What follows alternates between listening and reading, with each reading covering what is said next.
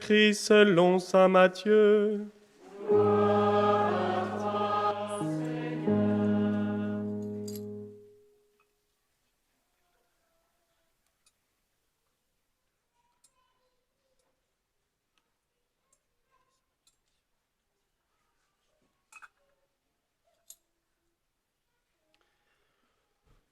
Aussitôt, après avoir nourri la foule dans le désert, Jésus obligea les disciples à monter dans la barque et à le précéder sur l'autre rive, pendant qu'il renverrait les foules.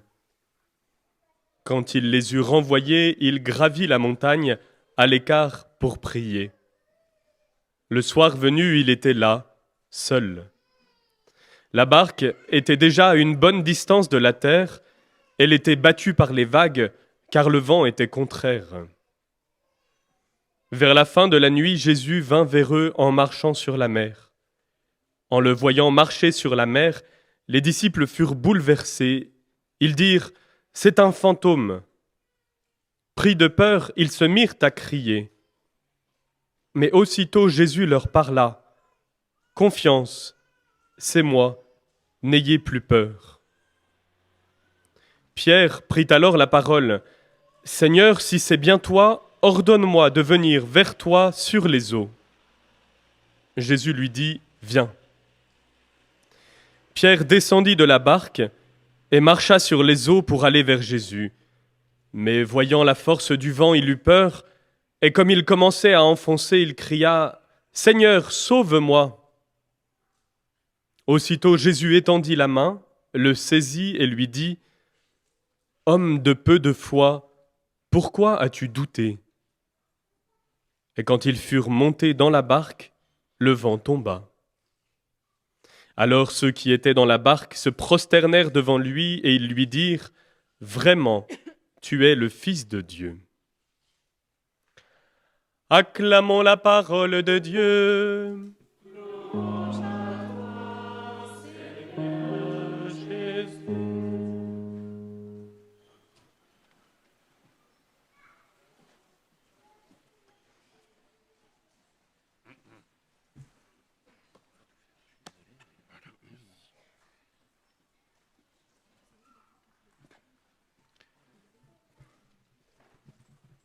Chers amis, le Seigneur a sans doute un peu d'humour et il a voulu aujourd'hui vous faire marcher sur les eaux.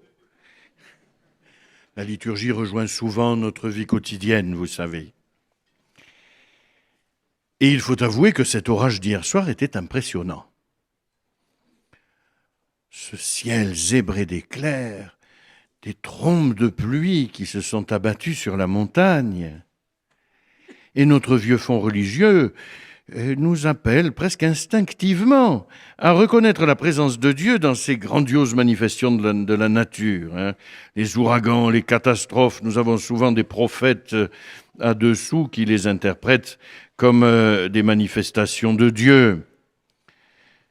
Mais souvent, avouons-le, dans nos Alpes, un orage majestueux et puissant nous renvoie aussi à une espèce de crainte révérentielle, comme celle de Moïse sur le mont Sinaï, qui, dans un orage puissant, voit la manifestation de la gloire de Dieu.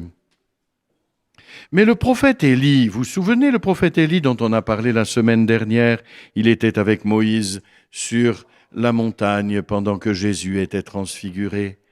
Eh bien, ce prophète Élie, nous l'avons entendu dans la première lecture, il ne va pas faire la même expérience.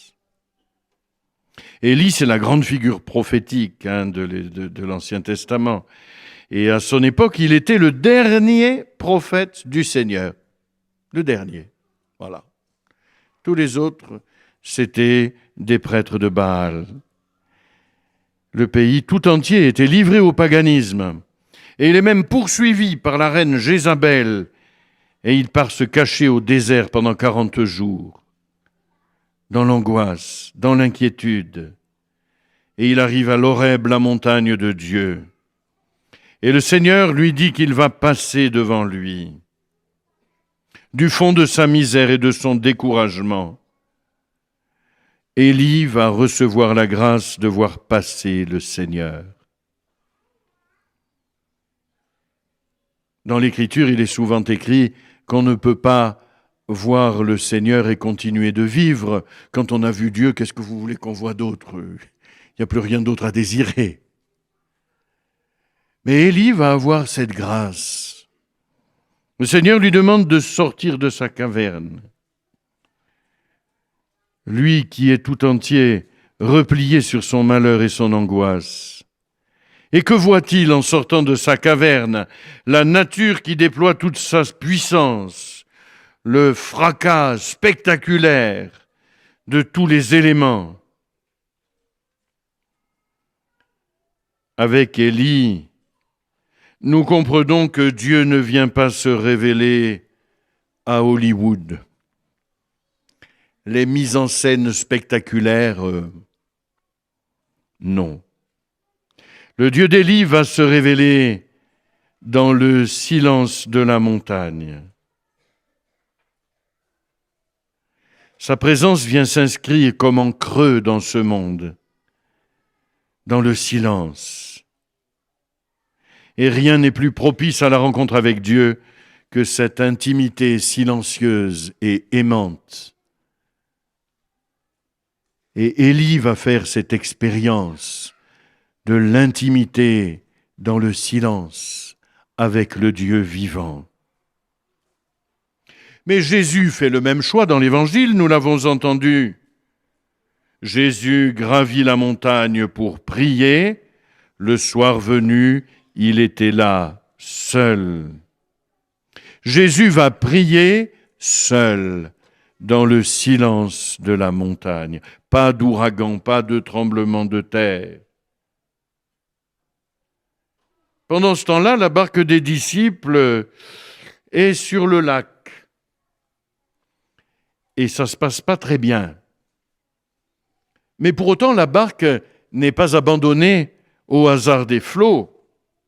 Du haut de la montagne, Jésus est en prière et il veille sur les siens. Oui, ça secoue dans la barque de l'Église. Mais Jésus ne cesse de veiller sur elle, même du haut de la montagne, dans le silence.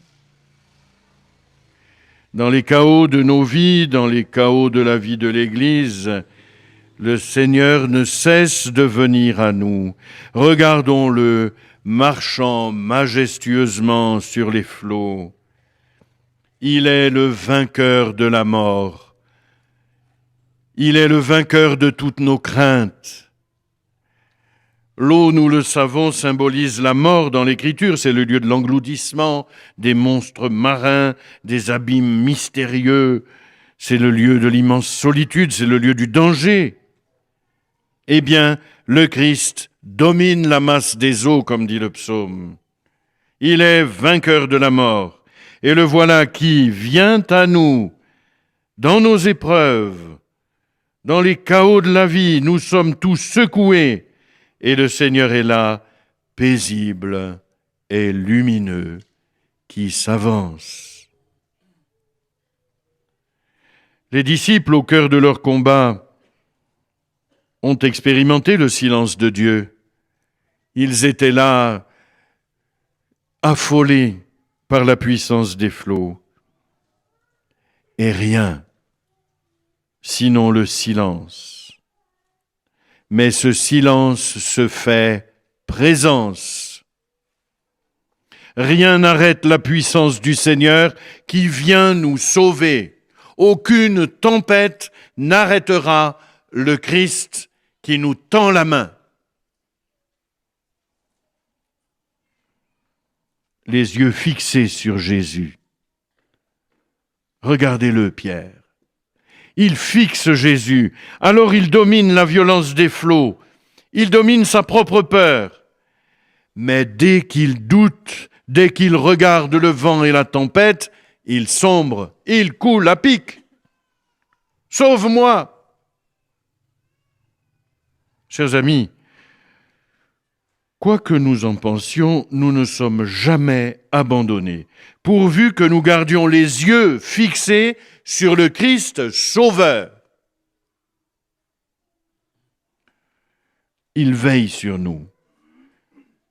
Ici, dans le silence de la montagne du lot, comme dans les tempêtes de nos vies, le Seigneur ne cesse de venir à nous. Avec lui, nous pouvons l'impossible, chers amis. C'est la certitude de Marie. Il est le maître de l'impossible. La présence du Christ n'est pas un rêve, ça n'est pas un fantôme qui vient à eux. Ils montent dans leur barque, comme Jésus monte dans la barque de nos vies. Et la tempête s'apaise. Le Christ est là.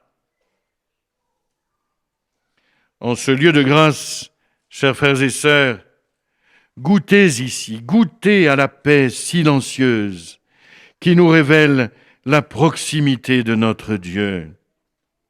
Jamais, non jamais, il ne nous abandonnera.